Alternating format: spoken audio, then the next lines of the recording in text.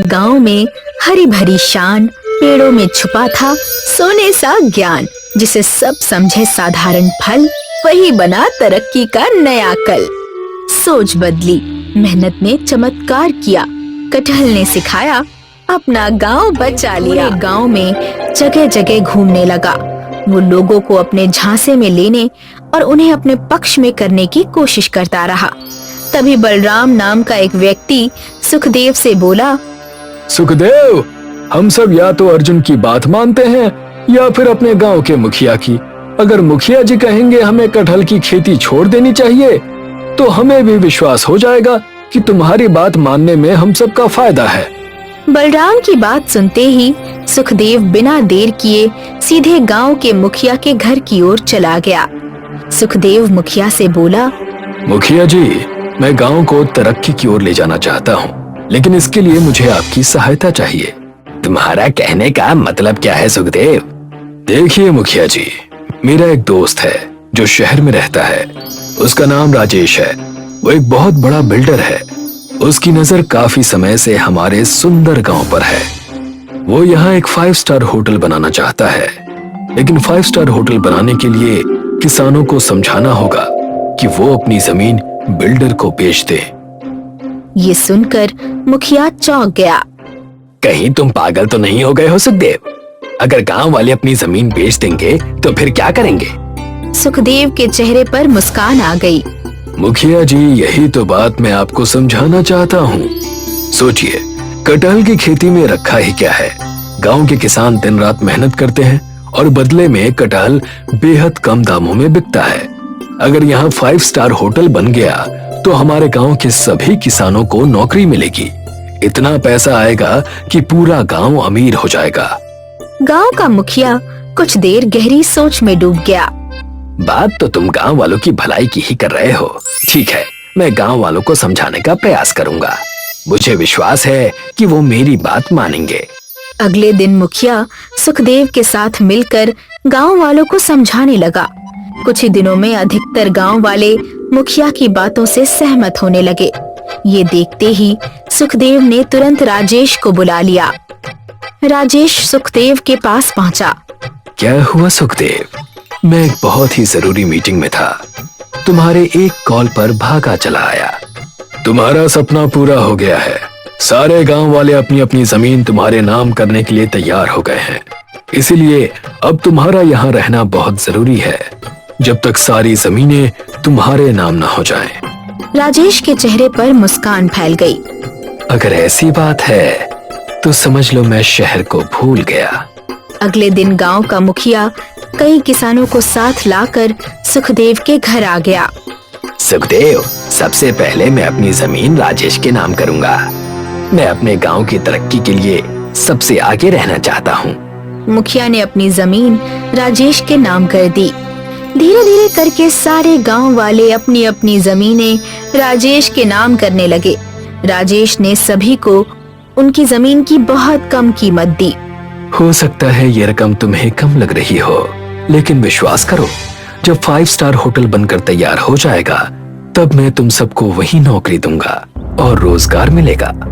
ये सुनकर सभी गांव वाले खुश हो गए और वहां से चले गए।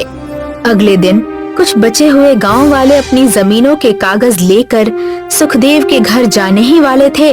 तभी अर्जुन अपनी पत्नी गौरी के साथ वहां पहुंच गया। गांव वालों, ये तुम कैसी मूर्खता कर रहे हो? अपनी जमीन बिल्डर के नाम क्यों कर रहे हो? अपने सुंदर गांव को खुद ही क्यों मिटा रहे हो? उसी समय गांव का मुखिया वहां आ गया। अर्जुन, गांव की तरक्की के रास्ते में मत आओ। मुझे सुखदेव की बात समझ में आ गई है। हम सब मेहनत से कटहल उगाते हैं, लेकिन वो कितने दामों में बिकता है। जब 5 स्टार होटल बन जाएगा तब यही गांव वाले अच्छे कपड़े पहनकर वहाँ नौकरी करेंगे और अच्छी तनख्वाह पाएंगे। अर्जुन गुस्से में आ गया। मुखिया जी, नौकरी करके कोई अमीर नहीं बनता। सोचिए, आज आप सब अपनी जमीन के मालिक हैं, लेकिन जब सारी जमीन बेच देंगे तब दूसरों के इशारों पर काम करने वाले मजदूर बनकर रह जाएंगे और मजदूर कभी अमीर नहीं बनता। तभी वहाँ सुखदेव आ गया। गांव वालों, इसकी बातों में मत आना। ये तुम्हें भड़का रहा है और तुम्हारी तरक्की के खिलाफ खड़ा है। गांव वाले सुखदेव की बातों में आ गए और अपनी अपनी जमीनें राजेश के नाम कर दी। अर्जुन ने बहुत समझाने की कोशिश की, लेकिन उसकी बात किसी ने नहीं मानी। अब पूरे गांव में केवल अर्जुन की ही जमीन ऐसी थी जो सही सलामत बची हुई थी। सुखदेव और गांव का मुखिया बचे हुए गांव वालों को लेकर सुखदेव के घर पहुंचे। बाकी गांव वाले भी अपनी अपनी जमीनें राजेश के नाम करके अपने घर लौट गए। कुछ दिन ऐसे ही बीत गए। एक दिन राजेश सुखदेव से गंभीर स्वर में बोला, अब केवल एक ही जमीन बची है और वो है अर्जुन की। किसी भी कीमत पर उसकी जमीन भी अपने नाम करनी होगी। ये सुनकर मुखिया चौंक गया। अरे छोड़िए, अगर वो अपनी जमीन नहीं बेचता तो क्या फर्क पड़ जाएगा। राजेश ने गुस्से से सुखदेव की ओर देखा। तुम एक नंबर के बेवकूफ हो सुखदेव। अर्जुन की जमीन सबसे ज्यादा जरूरी है। उसके खेत के सामने नदी बहती है। उसके बिना 5 स्टार होटल नहीं बन सकता। जब तक अर्जुन की जमीन हमारे नाम नहीं होती, तब तक ये काम पूरा नहीं होगा। सुखदेव गहरी सोच में डूब गया। फिर तो अर्जुन से बात करनी ही पड़ेगी। वैसे भी कल मुखिया मिला था और पूछ रहा था कि 5 स्टार होटल का काम कब शुरू होगा। गांव के कुछ लोग भी मुझे टोकने लगे हैं। सब इंतजार कर रहे हैं कि कब काम शुरू होगा और कब उन्हें रोजगार मिलेगा। राजेश का चेहरा कठोर हो गया। तुम्हें क्या लगता है मैं सच में इन भूखे नंगे लोगों को अपने 5 स्टार होटल में नौकरी दूंगा? ये सुनकर सुखदेव चौंक गया। लेकिन तुमने तो कहा था। कहना और करना दो अलग बातें हैं। लोगों को सपना दिखाना बिजनेस का हिस्सा होता है। किसी भी गांव वाले को मैं अपने होटल के आसपास भटकने भी नहीं दूंगा। तुम्हें कोई समस्या तो नहीं है? सुखदेव ने बेरुखी से कहा, मुझे सिर्फ पार्टनरशिप से मतलब है। गांव वाले भाड़ में जाएं। सुखदेव और राजेश ये नहीं जानते थे कि गांव का मुखिया जो किसी काम से वहां आया था, उनकी सारी बातचीत सुन चुका था। मुखिया को ये सब सुनकर गहरा धक्का लगा। हे भगवान, ये मैंने क्या कर दिया? मैंने तो अपने गांव को तबाही की ओर ढकेल दिया। मुखिया तुरंत अर्जुन के घर पहुंचा। तुम सही थे अर्जुन, मैं बहुत बड़ा धोखा खा गया। सुखदेव और उस बिल्डर ने मिलकर हम सबको बेवकूफ बना दिया। इतना कहकर मुखिया ने सारी घटना अर्जुन को बता दी। उसी समय सुखदेव और राजेश वहां पहुंच गए। सुखदेव बेशर्मी से मुस्कुराया। अच्छा हुआ तुम्हें सच्चाई खुद पता चल गई। अब तुम खुद गांव वालों को बता देना कि उन्हें कोई नौकरी नहीं मिलने वाली।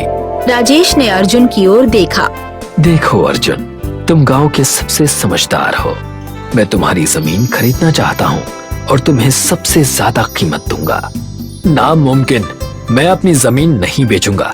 जो करना है कर लो। ये सुनते ही राजेश क्रोधित हो गया। अगर तुमने अपनी जमीन मेरे नाम नहीं की तो तुम्हें तुम्हारा सारा गांव जेल में चक्की पीसता हुआ नजर आएगा। अर्जुन चौंक गया। इसका क्या मतलब है? राजेश ने ठंडे स्वर में कहा, मैं पूरे गांव के खिलाफ झूठा मुकदमा दर्ज करवाऊंगा। कोर्ट में गवाही दूंगा कि गांव वालों ने मुझे धोखा दिया, कम दामों में जमीन बेची और अब तुम्हारी जमीन बेचने से रोक रहे हैं। तुम्हारी जमीन के बिना मेरा 5 स्टार होटल नहीं बन सकता। या तो तुम जमीन बेचोगे या फिर पूरे गांव पर मानहानि और धोखाधड़ी का मुकदमा चलेगा। अर्जुन गहरी सोच में डूब गया। तुमने मेरे भोले भाले गांव वालों को बेवकूफ बनाया है। वो तुम्हारी चाल नहीं समझ पाए, लेकिन तुमने उन्हें जो